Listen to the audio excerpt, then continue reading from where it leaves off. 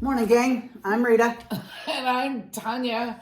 And welcome to the adventures of two fat chicks. Yeah, choke.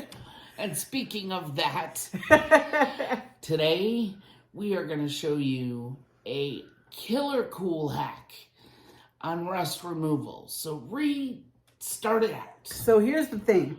Sometimes you get stuff, you make a mistake, and you leave things where they don't belong. Like you're working in a garden or whatever, and this happens. Don't. Okay? Rusty, nasty. Right. They're supposed to be like this. Oh, isn't that pretty? Okay? But there is a way to save our pruning shears and tree loppers. These are monsters. We love these guys. From the rust monster. Mm-hmm. And that saving grace is going to be shared with you in just a moment. Yep. So after I get over feeling chastised by Dad and Granddad and everybody else about take care of your tools, they'll take care of you. Once in a while, stuff happens. So we've tested out several methods, and there is one that works really well. But I have to give you guys a heads up. If you are removing rust from anything that is plated, like nickel plated or stainless steel, looks like these.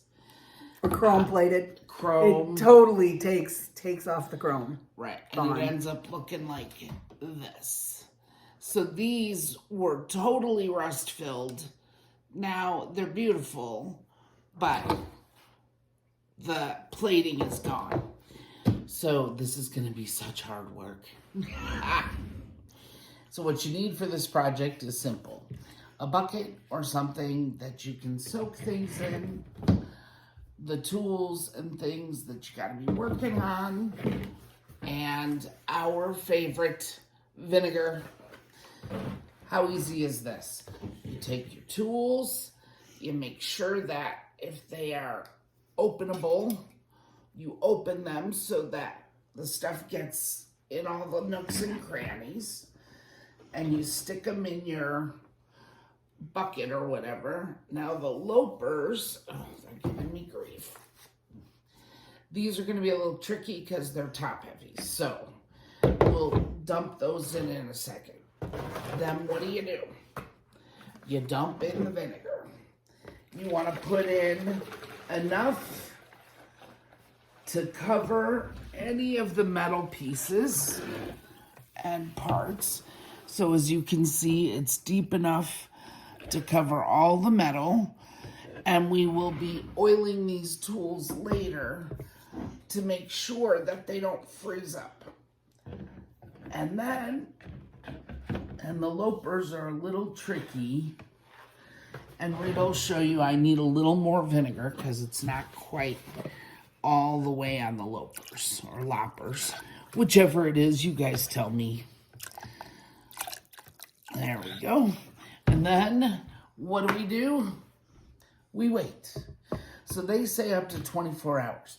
But when we did these, this took less than 12. So the clock is ticking. We're not going to make you be bored with us. We'll invite you back to see what we see. Wish us luck. Well, here we're back. We did it took a lot of time off of our clock, about 8 hours. So Rita's going to zoom in and take a look at the gunk in the bottom of this. Look at all that rust down in there.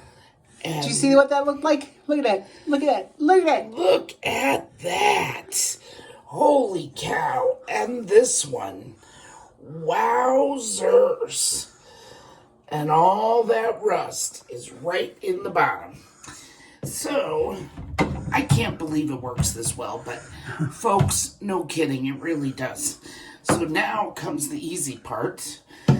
Well, elbow greasy part. So now what we need is a little bit of hot water and an SOS pad. And easy elbow greasy. Here we go.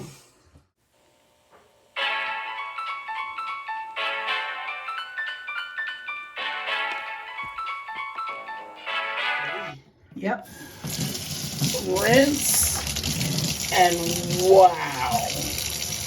I do not need to rinse and repeat. Nope. Look at that. It even got all the...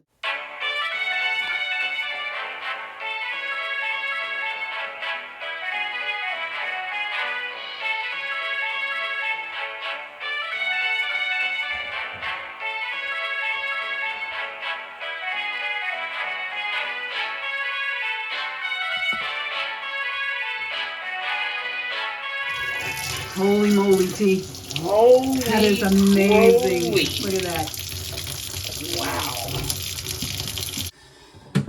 And then this little guy. They did not look this good coming out of the store. So now it's just a matter of let's crack out the WD-40. Okay, so now you're going to test them out. Now we get to try them out and see what we see. Watch this, guys. Shink. Oh, like butter. Butter. And this will be dinner, or part of. Yeah. So now let's go grease them up. So now you're going to use some WD-40. Yes, ma'am. So WD-40, get it in all the nooks and crannies. And I'm doing it over the grass.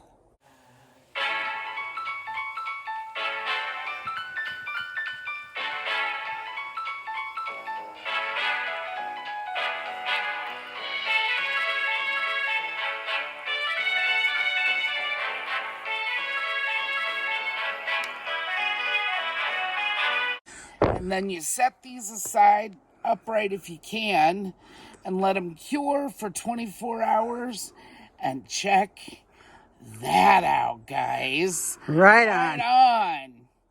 So that's the end of this adventure. But always remember and never forget, life is an adventure.